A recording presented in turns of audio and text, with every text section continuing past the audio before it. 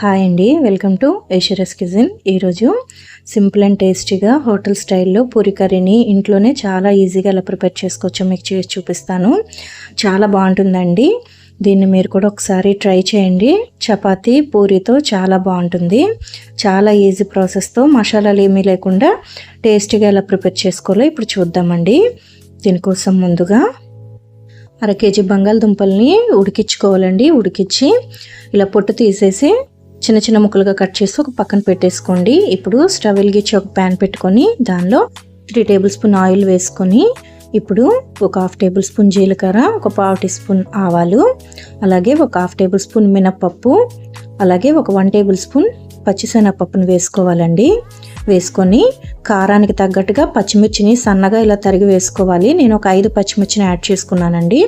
అలాగే చిన్నగా కట్ చేసుకున్న అల్లం ముక్కలండి ఒక 2 టేబుల్ స్పూన్ వేసుకుంటే సరిపోతుంది. అలాగే కొద్దిగా కరివేపాకును కూడా వేసుకొని ఈ పోపు అంతా కూడా కాస్త వేయించుకోవాలండి. ఇలా కొద్దిగా వేగిన తర్వాత సన్నగా పొడుగ్గా కట్ చేసుకున్న ఉల్లిపాయలండి ఒక 1/2 కేజీ ఉల్లిపాయలు వేసుకోవాలండి.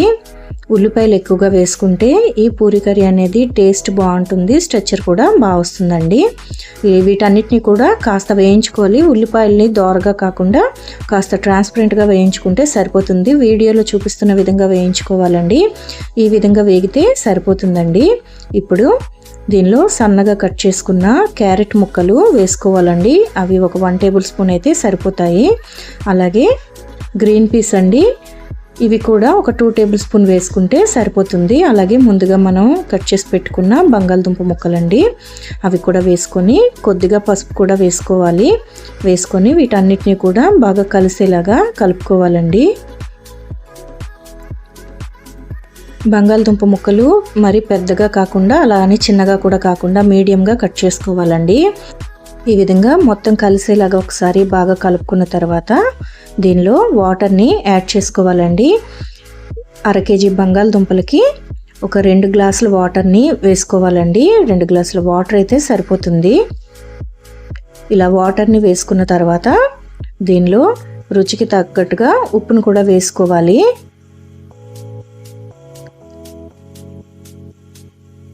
ఉప్పు కూడా వేసుకొని మొత్తం కలిసేలాగా బాగా ఒకసారి కలుపుకోవాలండి. ఈ విధంగా ఒకసారి కలుపుకొని ఫ్లేమ్ని మీడియంలో పెట్టి మూత పెట్టి మధ్య మధ్యలో కలుపుకుంటూ కర్రీ అనేది కాస్త దగ్గరగా అయ్యేదాకా ఉడికించుకోవాలండి.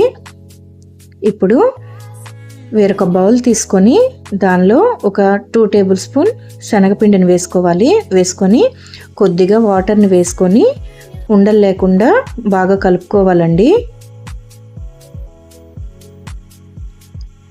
ఈ విధంగా బాగా కలుపుకొని దీన్ని ఒక పక్కన పెట్టేసుకోవాలి. ఇప్పుడు కర్రీని ఒకసారి కలుపుకోవాలండి. మూత తీసేసి ఒకసారి కర్రీని కలుపుకోవాలి. ఈ విధంగా కాస్త కర్రీ అనేది దగ్గరగా అయ్యిందండి. పూర్తిగా వాటర్ అనేది ఇంకిపోయే వరకు ఉడికించుకోకూడదు. ఈ విధంగా మనకు కాస్త వాటర్ ఉంటున్నప్పుడే ఫ్లేమ్ని లో ఫ్లేమ్లో పెట్టుకొని ముందుగా మనం కలిపెట్టుకున్న శనగపిండిని కొద్దిగా వేసుకోవాలండి.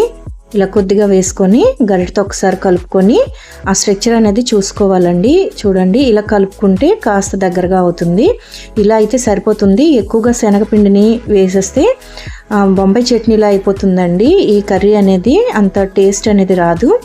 ఇలా కాస్త శనగపిండిని వేసుకుంటే సరిపోతుంది. ఇప్పుడు ఒక 1 మినిట్ లో ఫ్లేమ్లో ఉడికించుకోవాలండి. ఇలా ఒక 1 మినిట్ ఉడికించుకున్న తర్వాత స్టవ్ ఆఫ్ చేసేసి సర్వ్ చేసుకుంటే ఎంతో టేస్టీగా ఉండే ఈ పూరి కర్రీ అనేది రెడీ అయిపోయిందండి.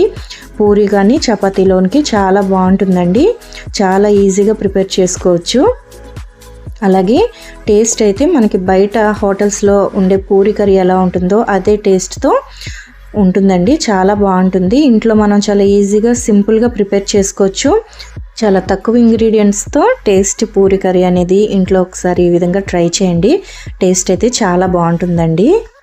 మీకు ఈ వీడియో నచ్చినట్టయితే వీడియోని మీ ఫ్రెండ్స్ అండ్ ఫ్యామిలీకి షేర్ చేయండి. ఛానల్ని సబ్స్క్రైబ్ చేసుకోండి. వీడియోని లైక్ చేయండి, షేర్ చేయండి. Thank you for watching.